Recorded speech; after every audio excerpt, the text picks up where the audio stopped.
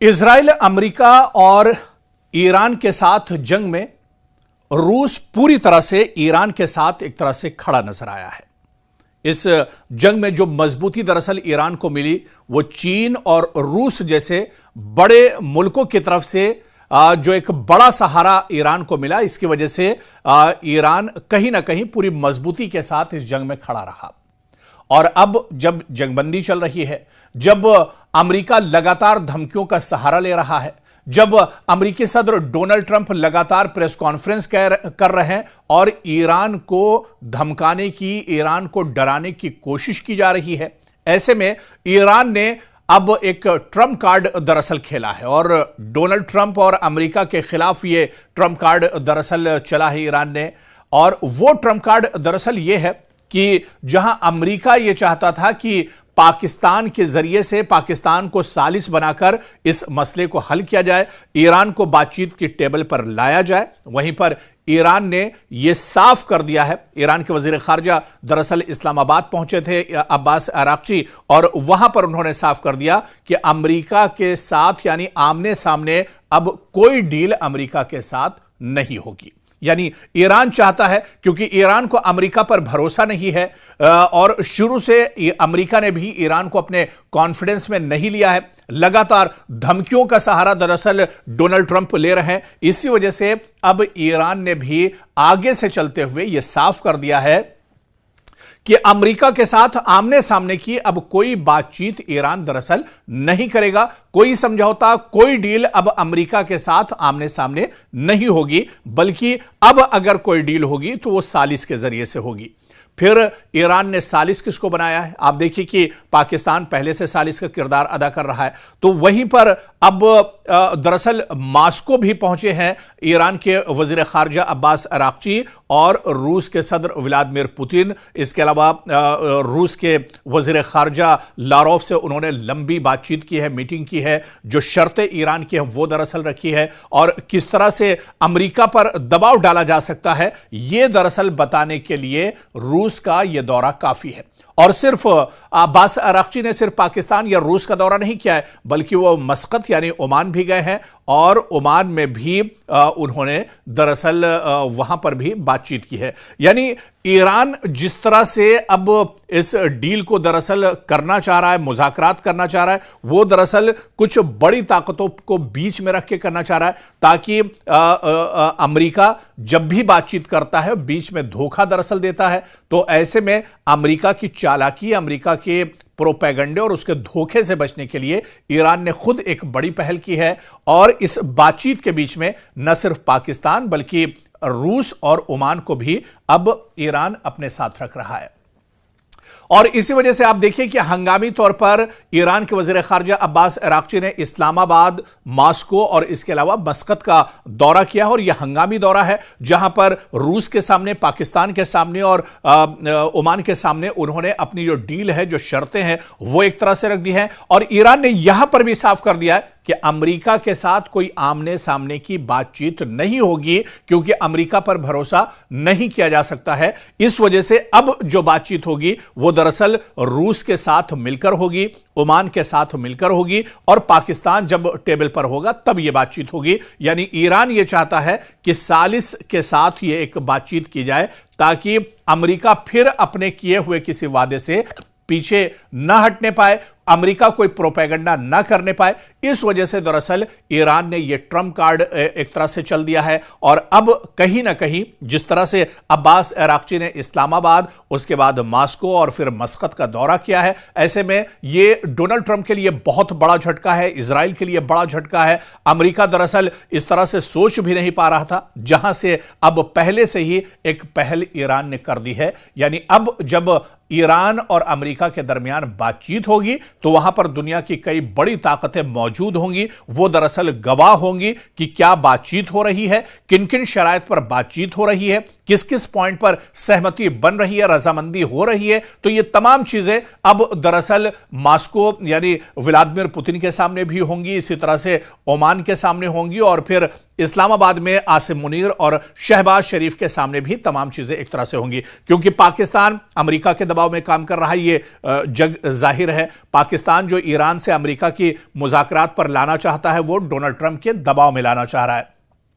और इस बात को ईरान भी दरअसल बहुत अच्छे से समझ रहा है। तो इसी वजह से ईरान भी पाकिस्तान पर उतना भरोसा नहीं कर रहा है। इसी वजह से ओमान को और फिर रूस को एक तरह से ईरान ने अब इस बातचीत के बीच में डाला है, यानी अब ये सालिस का किरदार अदा करेंगे। ऐसे में अब डोनाल्ड ट्रंप दरअसल तिलमिलाए हुए हैं, बहुत परेशान हैं, क्योंकि रसा जैसी बड़ी ताकत अब कहीं ना कहीं इस बातचीत में शामिल हो रही है। तो ऐसे में अब डोनाल्ड ट्रंप का अगला कदम क्या होता है, अमेरिका का अगला कदम क्या कुछ होगा, यह देखना बहुत अहम होगा। लेकिन बातचीत में भी एक तरह से ईरान ने मैदान कहीं ना कहीं मार लिया है।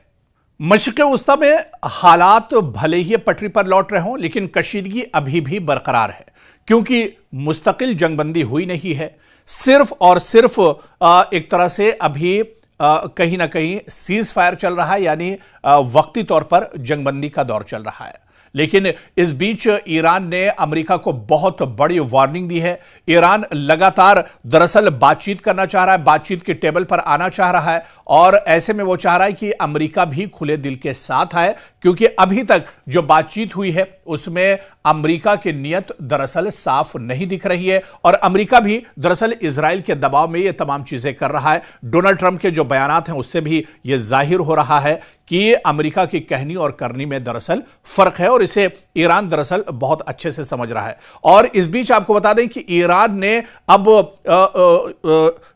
एक तरह से बड़ा हमला अब अमेरिका पर किया है, डोनाल्ड ट्रंप पर किया है, और ईरान के वजीर खारजा अब्बास अराक्ची ने साफ साफ अंदाज में, दो टूक अल्फाज में कहा है कि ईरान दरअसल किसी तरह की पाबंदी, किसी तरह की धमकी, किसी तरह की जोर जबरदस्ती से डरने वाला नहीं है, क्योंकि ईरान दरअसल पहले ही पिछले 40 सालों से लगातार इस तरह की पाबंदियों को झेलता रहा है। तो ईरान दरअसल इन तमाम चीजों का आदी रहा है, और ईरान पर इन तमाम चीजों का कोई असर पड़ने वाला नहीं है। आप लाख पाबंदियां ईरान के ऊपर लगा लीजिए, लाख तरीके से उस पर दबाव बना लीजिए, लाख धमकियां आप दे दीजिए, लेकिन ईरान पर इसका कोई असर नहीं होगा। और इस बीच ईरान के वजीर खारजा आराक्ची ने कहा है कि अगर अमेरिका हद से आगे बढ़ता है तो फिर आखिरी जो बड़ा दांव होगा वो ईरान खेलने पर एक तरह से मजबूर हो जाएगा। फिर ईरान जो अभी तक अपने असलहे और अपना गोला बारूद ईरान ने छुपा कर रखा है वो भी एक तरह से निकल कर सामने आएगा। जिस तरह से इससे पहले की रिपोर्ट में हमने आपको बताया था कि इंटर कॉन्टिनेंटल जो मिसाइल है आईसीबीएम, उसका तजुर्बा दरअसल अब ईरान कर सकता है, और ईरान की इस मिसाइल की जो रेंज है वो दरअसल वॉशिंगटन और न्यूयॉर्क तक भी पहुंचती है। और जो माहिरीन है वो मानते हैं कि यह हथियार बहुत खतरनाक और एक बड़ी ताकत दरअसल ईरान के लिए साबित हो सकता है। इसके अलावा जिस तरह से अमेरिका बार बार न्यूक्लियर पावर की बात करता रहा है, हालांकि ईरान का यह कहना है कि न्यूक्लियर पावर अगर उसके पास एक तो है नहीं, और अगर वो उस पर काम कर रहा है तो अपनी हिफाजत के लिए कर रहा है। ऐसे में ईरान के वजीर खारजा अब्बास अराक्ची ने कहा है कि अगर जरूरत पड़ी तो न्यूक्लियर जो असलहा और गोला बारूद है उस पर भी एक तरह से ईरान काम करेगा, और जरूरत पड़ी तो वो भी अमेरिका के ऊपर ईरान एक तरह से आजमा सकता है। अगर पानी सर के ऊपर चला जाता है तो फिर यह कदम ईरान उठाने पर एक तरह से मजबूर हो जाएगा। आप देखिए कि इस जंग में न तो जंग की हालत में ईरान अमेरिका से पीछे रहा है, मैदान में भी एक तरह से ईरान अमेरिका से कहीं पीछे नहीं रहा है। जहां पर अमेरिका और इजराइल ने बड़े पैमाने पर तेहरान और ईरान के दूसरे हिस्सों पर बड़े हमले किए, हजारों लोग मारे गए, बड़े पैमाने पर जानी और माली नुकसान हुआ, तो वहीं पर ईरान ने भी मुंहतोड़ जवाब दिया। मशरिक़ वस्ता में जहां भी ईरान का इंफ्रास्ट्रक्चर, ईरान का अमेरिका का जहां पर तंसीब बात उनके हैं, उनके एयरबेस हैं, उनको बड़े पैमाने पर ईरान ने नुकसान पहुंचाया। इसके अलावा इजराइल के अंदर अलग अलग इलाकों में जो बड़े शहर हैं वहां पर ईरान ने बड़े पैमाने पर इजराइल को भी नुकसान पहुंचाया। तो जंग के मैदान में भी ईरान लगातार डटा रहा, और जब बारी मुज़ाकरात की और बातचीत के टेबल पर आई तो वहां पर भी ईरान एक तरह से अमेरिका और इजराइल के मुकाबले में 20 नजर आया। बातचीत में भी अमेरिका दरअसल पूरा प्रोपेगेंडे का सहारा लेता रहा, लेकिन ईरान पूरे खुले दिल के साथ आया और इसी वजह से, क्योंकि अमेरिका के प्रोपेगेंडे की वजह से कहीं ना कहीं जो बातचीत है वो एक तरह से ईरान और अमेरिका के बीच में नहीं बन पाई। पहले दौर की बातचीत इस्लामाबाद में बेनतीजा रही, दूसरे दौर की बातचीत होने की उम्मीद थी लेकिन वो टेबल पर नहीं पहुंच पाए। लेकिन अब आगे से चलते हुए ईरान ने अमेरिका की जो चालाकी है उसे भांपते हुए ईरान ने इस बातचीत में रूस, ओमान और इसी तरह से पाकिस्तान को शामिल कर लिया है। और ईरान के वजीर खारजा अब्बास अराक्ची ने रूस, मस्कत और इसके अलावा इस्लामाबाद का ताबड़तोड़ दौरा किया है ताकि इसका असर अमेरिका पर पड़ सके। और इन्हीं दौरों के बीच में ईरान के वजीर खारजा अब्बास अराक्ची ने बड़ा बयान दिया कि अगर जरूरत पड़ी तो ईरान अपने सबसे खतरनाक हथियार का इस्तेमाल भी इस जंग में करेगा। ऐसे में दरअसल ईरान नहीं चाहता है कि जंग आगे बढ़े या जंग के जो असरात हैं वो पूरी दुनिया पर हों। ऐसे में अमेरिका को बातचीत के टेबल पर आना चाहिए। खुले दिल से अगर बातचीत होगी, किसी तरह की कोई बदनीयती नहीं होगी अगर बातचीत में, तो वो बातचीत करने के लिए तैयार हैं। जो शराइत ईरान की है, अमेरिका उन शराइत को मान ले तो बात एक तरह से बन सकती है। तो ऐसे में एक बार फिर से ईरान ने अमेरिका को बड़ी वार्निंग दी है और कहीं ना कहीं इस वार्निंग की वजह से जो अभी तक की सूरत हाल रही है, इन तमाम चीजों को देखते हुए यह कहा जा सकता है कि इस जंग में ईरान अभी भी कहीं ना कहीं एक मजबूती के साथ खड़ा है। लेकिन आगे का रद्द अमल, आगे का एक्शन प्लान जो है अमेरिका का क्या कुछ होगा, यह देखना बहुत अहम होगा। ईरान के वजीर खारजा अब्बास अराक्ची दरअसल लगातार इस वक्त दौरों पर हैं। जी हां, अब्बास अराक्ची क्योंकि अभी जंगबंदी चल रही है इजराइल, अमेरिका और ईरान के बीच में, और इस बीच जो इशारा दरअसल अमेरिका की तरफ से मिला था या ईरान की तरफ से मिला था कि बातचीत का दौर शुरू होगा। हालांकि बातचीत तो शुरू नहीं हो पाई, मुज़ाकरात शुरू नहीं हो पाए, लेकिन अब ईरान ने एक बड़ी पहल की। और जिस तरह से एक रिपोर्ट में भी हमने आपको बताया था कि ईरान के वजीर खारजा अब्बास अराक्ची 24 घंटे के अंदर दोबारा से इस्लामाबाद पहुंचे हैं और इस्लामाबाद में लगातार बातचीत का दौर चल रहा है। पाकिस्तान के जो आर्मी चीफ हैं और पाकिस्तान के वजीर आजम शहबाज शरीफ, उनके साथ लगातार ईरान का जो वफ्द है वो बातचीत कर रहा है। और फिर इस्लामाबाद से अब अब्बास अराक्ची रूस पहुंचे हैं और रूस में भी रूस के सदर व्लादिमीर पुतिन से वो मुलाकात करेंगे। और उनकी इस मुलाकात पर दरअसल पूरी दुनिया की निगाहें टिकी हुई हैं जब अब्बास अराक्ची रूस के सदर व्लादिमीर पुतिन से मुलाकात करेंगे। और यह मुलाकात दरअसल कई मानों में बहुत अहम मानी जाती है। रूस दरअसल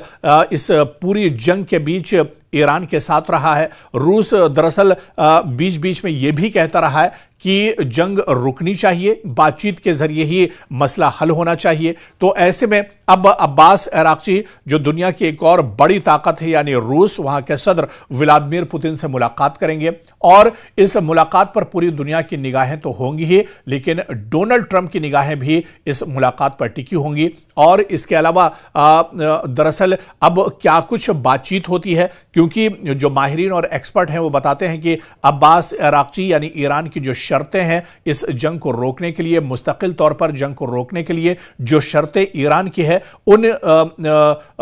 शराइत को लेकर दरअसल अब रूस पहुंचने वाले हैं, जहां पर वो रूस के सदर व्लादिमीर पुतिन से मुलाकात करेंगे और इस मसले को, इस जंग को मुस्तकिल तौर पर खत्म करने के लिए कोई बीच का रास्ता निकालने के लिए एक तरह से बातचीत हो सकती है।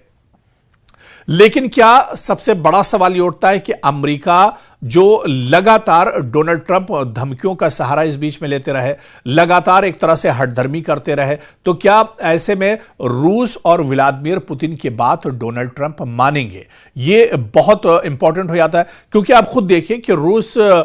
लगातार